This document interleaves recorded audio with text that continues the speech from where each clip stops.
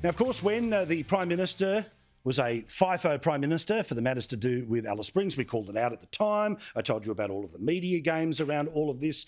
And, of course, I said that it wasn't going to change much, if anything at all. Now, we'll find out later in the week about what that 1 week review into alcohol bans is going to do.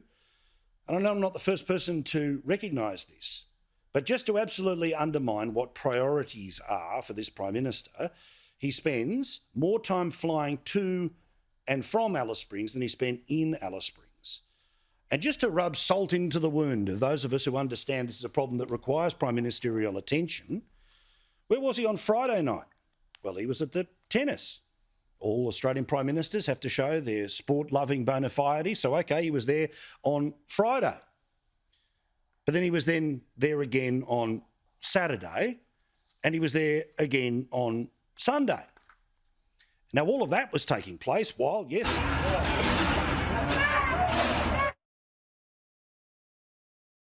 more crime, there was more dysfunction that was happening in Alice Springs. Now, was the Prime Minister going to be able to simply wave a wand and make it all go away? No. But think about the double standards that have been applied of recent years to Conservative politicians, that when there is a raging fire, either literally or metaphorically in this case, it's all hands on deck. You don't spend more time flying to and from the fire than dealing with the consequences of it, let alone spending not 1, not 2, but 3 days reminding everyone that you're the sports-loving Australian Prime Minister who gets to sit in the best seats in the House. I had some pretty good ones on Saturday, not too far from Albo. Alas, we didn't bump into each other. But we know there are big problems, just like the problems that have been happening with youth crime all over the country, the latest ones, of course, from Cairns as well. I want to broaden the conversation. In Cairns over the weekend, there was damage that was done to a crane that a small business owns, and a crane that was destroyed by youths who turned around and started bragging about it on social media, suggesting that they were doing this because they could.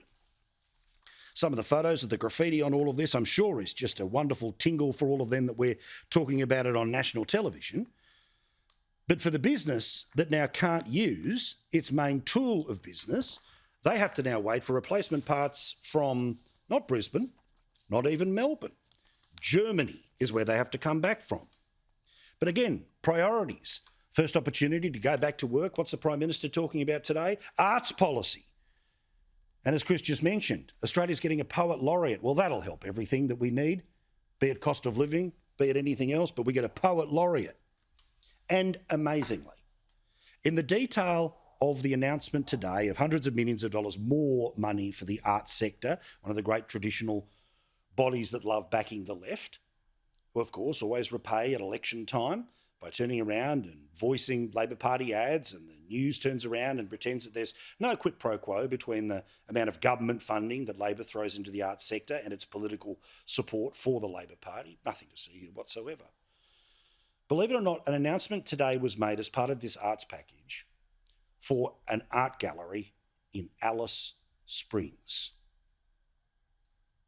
I saw one particular thing which demonstrates why the government's priorities are all wrong. What they find out today with the government's arts policy is that they're promised an art gallery in Alice Springs. And what Alice Springs needs is more police on the streets and more listening to community leadership, not an art gallery. People who are driven to despair by alcohol-fuelled violence and a government that simply won't accept leadership, won't step up, and appears to be tiptoeing around the issue, not delivering the strong leadership that the community of Alice Springs needs, to hear that they will be delivered an art gallery does lead me to question Anthony Albanese. Imagine Twitter's reaction if the response to the floods in Lismore was, "You're going to get an art gallery as part of your recovery." Again, a reminder of what happened in just the past 24 hours in Alice Springs, and the government that's sending them not more cops, but an art gallery.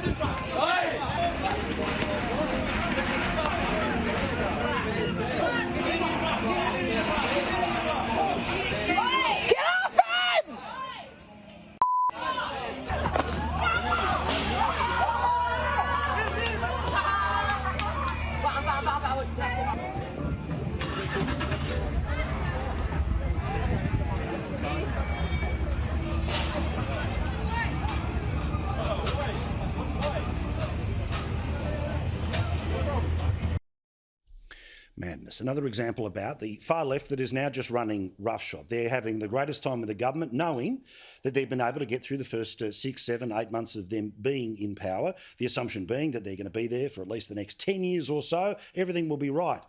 As you've heard, Jim Chalmers wrote a piece for The Monthly, an essay where he talks about changes to capitalism. I read it today, and look, while the doctor is far smarter than I could ever be, a lot of ramble, but basically just cover to suggest, again, more government intervention, more big union superannuation funds helping the government buy what it wants to buy. But Alice Springs gets an art gallery. But something of more interest was also released today, which is Mark Dreyfus, the Attorney General. This is big.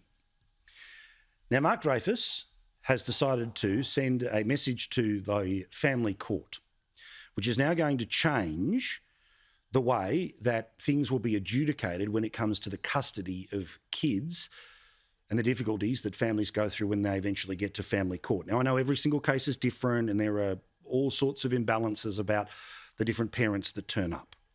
But since, I think, 2006, Australia's had a position which is the default setting of the family court is joint custody.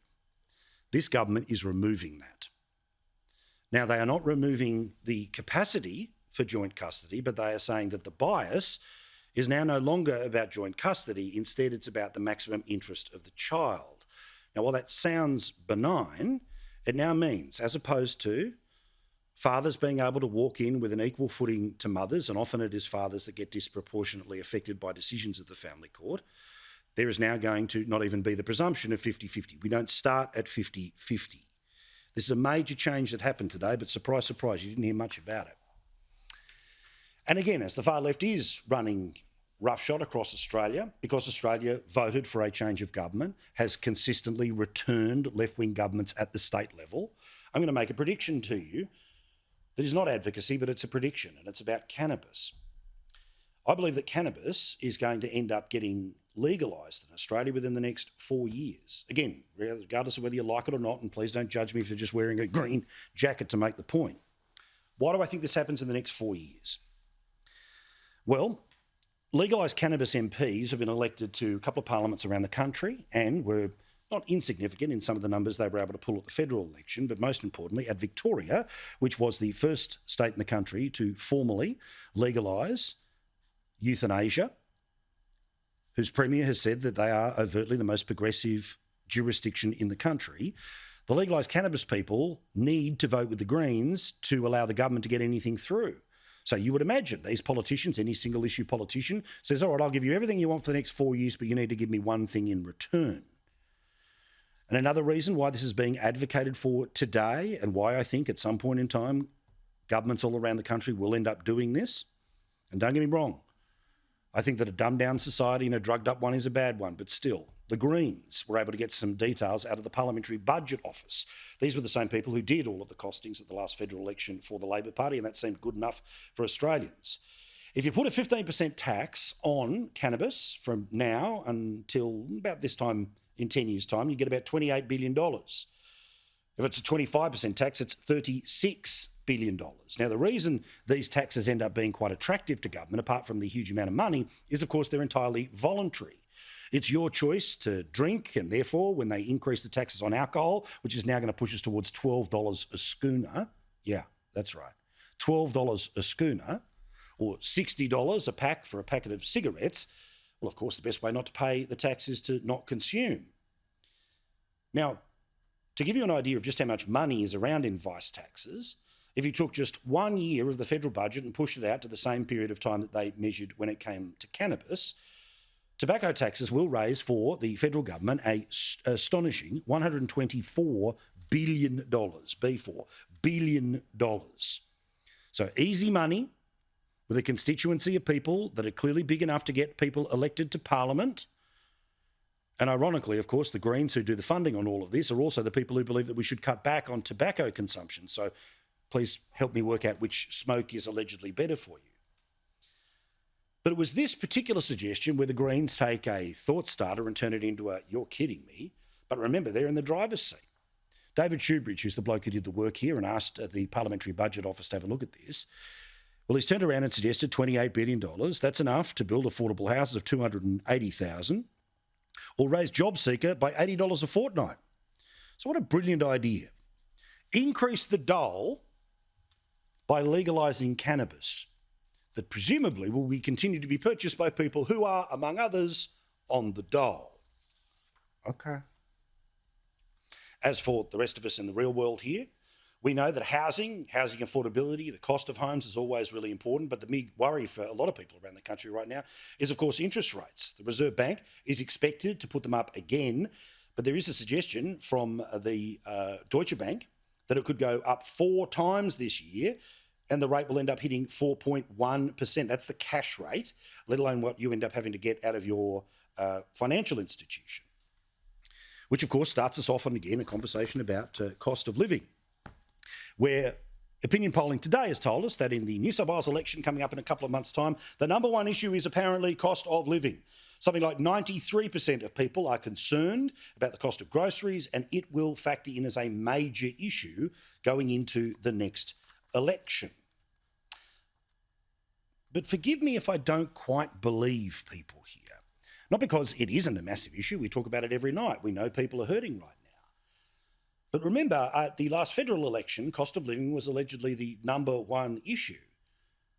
So a government or an opposition that promised when it became government to deal with this, of course, was elected.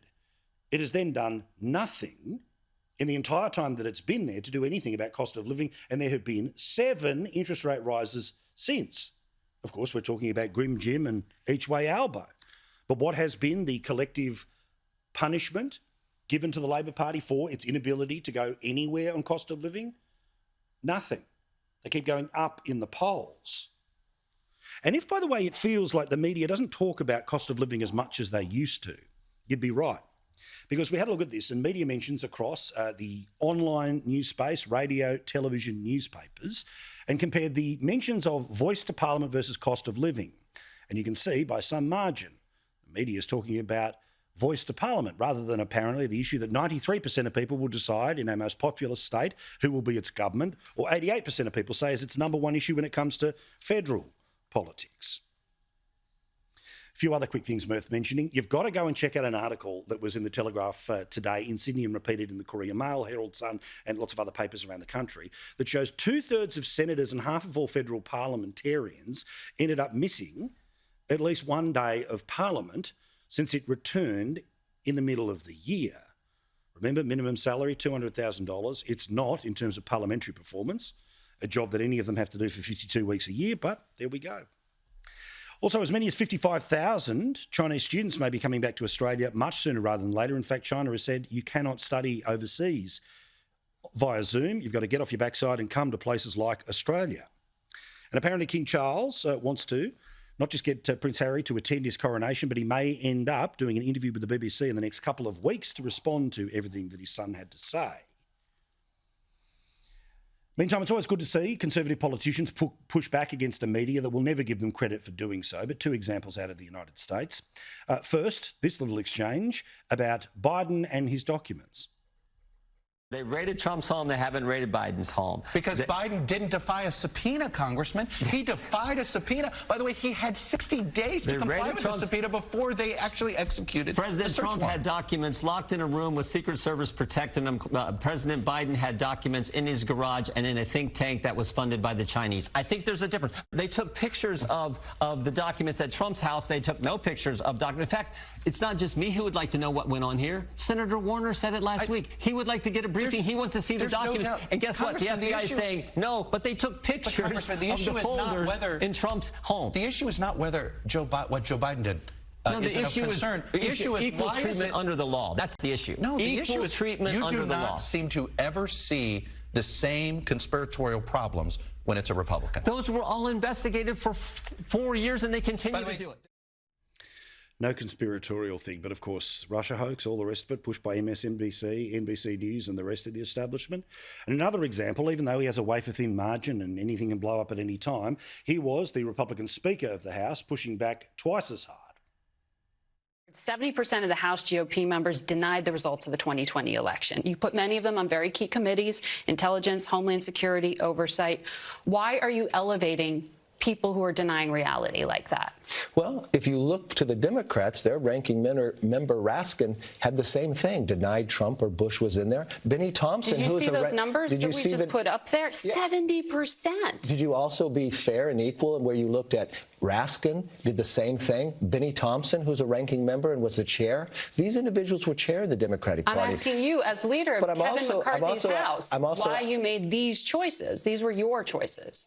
Yeah, they're my choices, but they're the conference choices. But I'm also asking you, when you look to see just Republicans, Democrats have done the same thing. So maybe it's not denying. Maybe it's the only opportunity they have to have a question about what went on during the election. So if you want to hold Republicans to that equation, why don't you also hold Democrats? How good. Lesson for how to play it here in Australia.